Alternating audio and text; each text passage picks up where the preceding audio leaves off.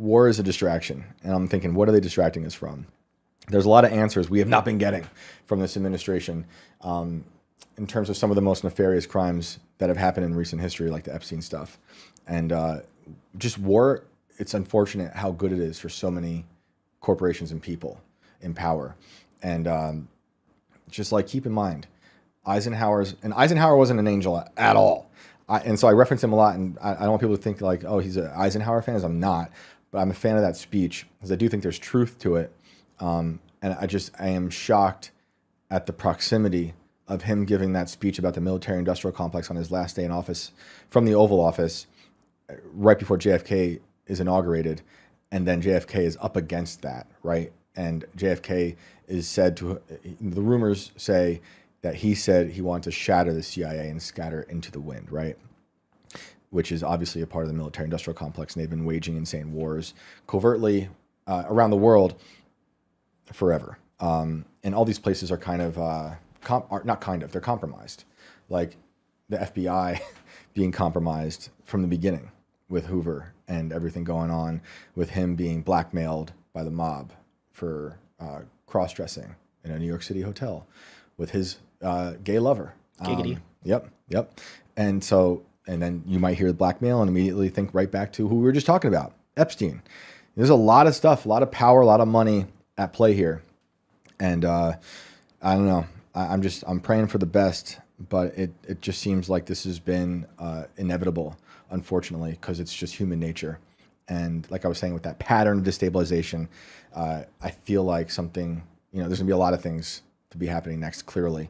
I hope it doesn't include us going to war, but I just want to stress everyone keeping an eye out on that stuff, especially with what we're saying, you guys in the chat saying about AI, because not just will the AI has become really good and it's going to trick a lot of people, but think of all those companies now that are in this administration, like literally. We talked about in episode 50, Project Stargate, all the AI companies, the tech bros, Silicon Valley, the technocracy, like that is the government. And, I half joking tweeted yesterday that the fake alien invasion is going to be great for Palantir, Oracle, SpaceX, all those places, OpenAI, because, we're thinking about JP Morgan and DuPont. Those are the old monopolies that ran the country. But these are the new ones, Meta and SpaceX and OpenAI and all that stuff. And they are quite literally fabricating reality. Like literally the AI they are making is creating this like extra dimension that will be used against us. Well, we had a caller last night who brought this video to our attention, and I think this is the perfect time to play it. Yep. So let's bring a little this levity. Up. Yeah, this is POTUS, Donald Trump, talking about how he wants to reinforce the border with velociraptors and pterodactyls. Let's listen in. Absolute worst group of people we've got in our country, and it's not even close. I think we'd all be better off with them gone. But as I was saying, my administration and I have been taking careful note of the work of Colossal Labs, the biotech company that resurrected the dire wolf. If they can bring back wolves, they can bring back dinosaurs. Terrible lizard. That's what dinosaur means if you break it down. That's amazing. But picture this, folks. Velociraptor. That's amazing. Mounted Border Patrol agents. They'll rip your head clear off. Pterodactyls patrolling the skies. Velociraptors on the ground. To prevent the immigration apocalypse we may have to counter with a dino-apocalypse, folks. It's true. Dino-apocalypse. You heard it here. I wouldn't put it past him. You think that's fake? I think that's fake. I think it's I would love to believe that it's absolutely fake. I mean, there's even a disclaimer at the end of the video that's like, this is obviously a deep fake, but it's just like, was it not hard for you to just like be like, man, this looks really real? I thought there was logic there. They talked about Colossal Sciences. That is the company that did it. Maybe to make it more realistic, they could have said, like, can we fast track the cloning of mammoths so our super soldiers could ride them along the border? Actually, I guess that I didn't even think about going to this today, but the Anna Paulina clip about superhumans, that might fit well with this new era of war plus AI that we are getting into. So this is Anna Paulina Luna talking about the age of artificial intelligence. And I haven't looked at this in a few days, But she's talking about creating superhumans that use AI. We just want to jump in at the beginning here. I think, yeah. Thank you, Madam Chair. I want to thank you all for being here today. One of the biggest concerns I have with this whole discussion on AI is a failure to admit, first and foremost, that it does appear that in the next 10 years that. So today's the day.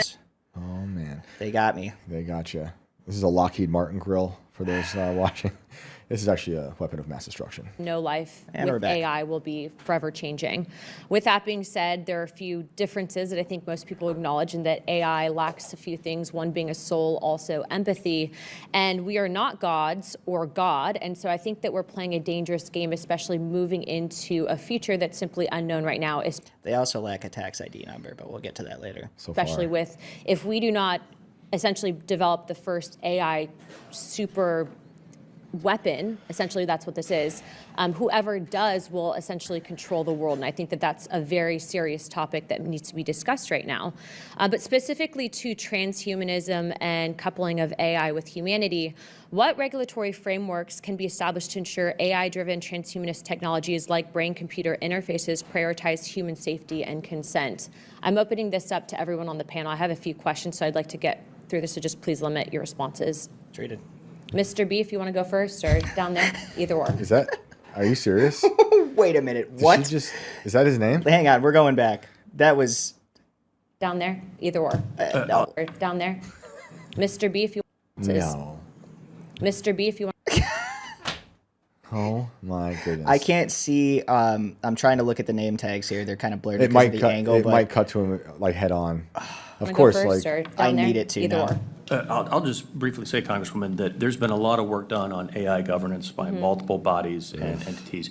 I just want to cite something that actually came from the Biden administration on this, about the applicability of so many existing laws and regulations to AI. And there were covered. leading regulators for 4 large agencies said before leaving office that basically we have the ability to enforce the respective laws and regulations to promote responsible innovation and automated systems, and that basically AI does not get an exemption from civil rights laws, from consumer protections, unfair and deceptive practices, fraud, so on and so forth. So we have a lot of policies that do regulate many of the fears you're raising.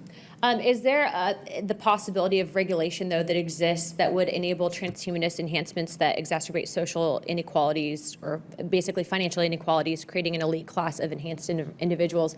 I bring that up because we're talking about low-level jobs potentially being removed from the workforce, people that have and can afford the ability of, for example, implementing or implanting chips, given access to unknown amounts of knowledge, and essentially creating the first superhuman. This is a real concern. I know it might come across as funny to other people, but I am genuinely concerned about this. From a bipartisan perspective here, we're talking about humanity versus machine. Hopefully, in a flowery world, we would have it set up to where it could improve society for the best.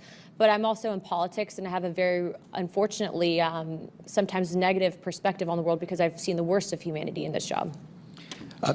So science fiction speaks of this a lot. I mean, there's a lot of people who think about this notion of haves and have-nots and how technology will exacerbate that. And that's going to depend on how it's available and how much money it costs and who can get it. Nina Farahay writes a lot about AI and brain interfaces and what we can do to protect humanity in that world. So I do actually recommend talking to her. She's the smartest person I know on that particular question. Okay. Also, what role can AI itself play in monitoring and mitigating risk? now he went to science fiction instantly. One of my favorite movie quotes from the Marvel Universe is science fiction precursor to science fact.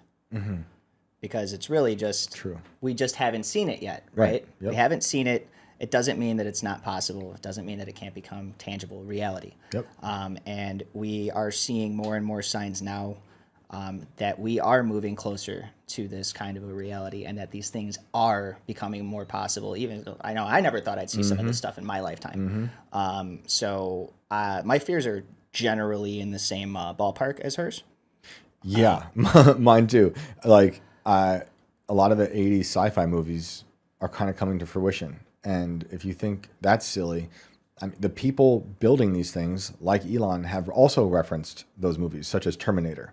And they say, kind of like how she's saying, there could be a flowery reality, but that reality is one in which humans have ethics, and that's not this reality. But that's the reality they'll try to sell you, is it not? Exactly. It'll be all short-term benefits, Slide it under the rug.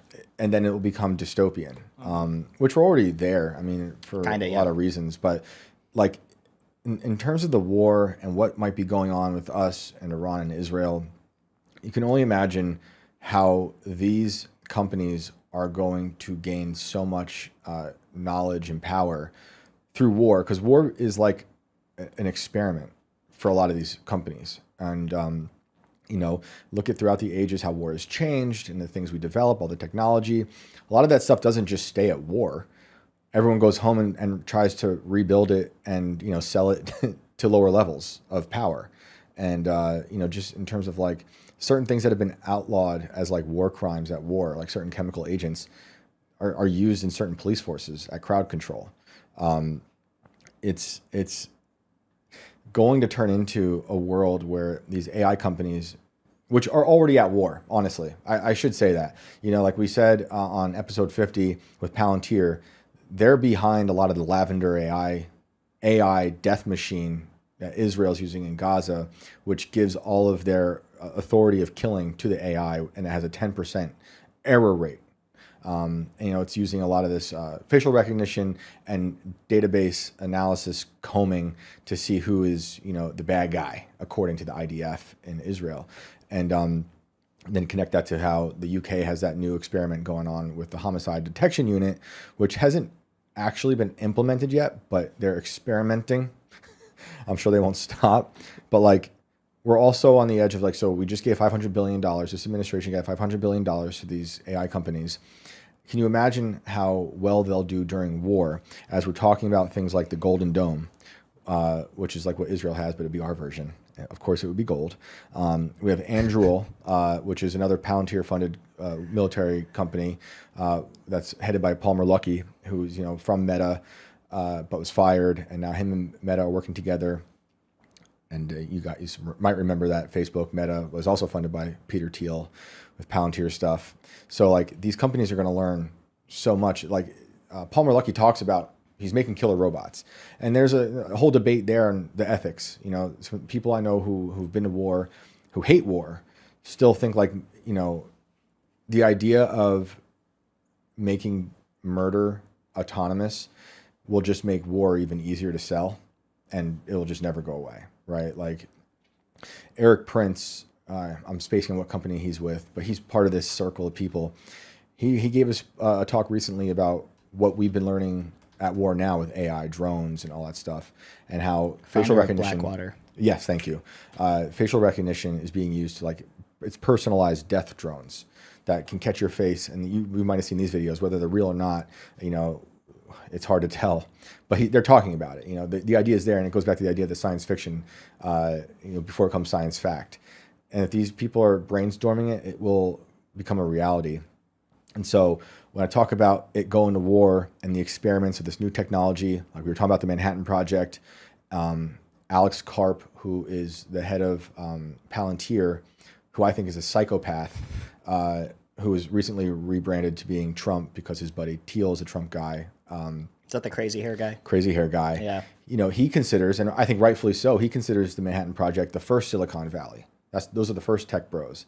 And so he sees Palantir as a war machine. It's not just this flowery data analytics machine, database that helps, with the effortlessness of switching, of sending one data to another agency. He sees it, he calls it the kill chain.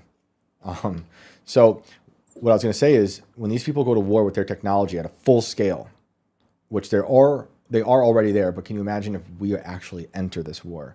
They'll come back eventually, and it will just help grow out the surveillance state that they've already been building since the Patriot Act. I mean, before, because you can get into COINTELPRO and all the wiretappings that they've been doing for decades.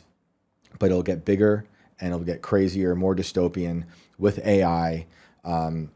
That is what I don't like at all. So as they go there and they learn this stuff, one can only imagine what they'll come back with and turn it on us, which has been the other pattern of war. The things they do there, they bring back here like the biowarfare at Operation Sea Spray and any number of things we can get into, the Unit 731 in Japan, all that stuff. They bring it back and they use it on us.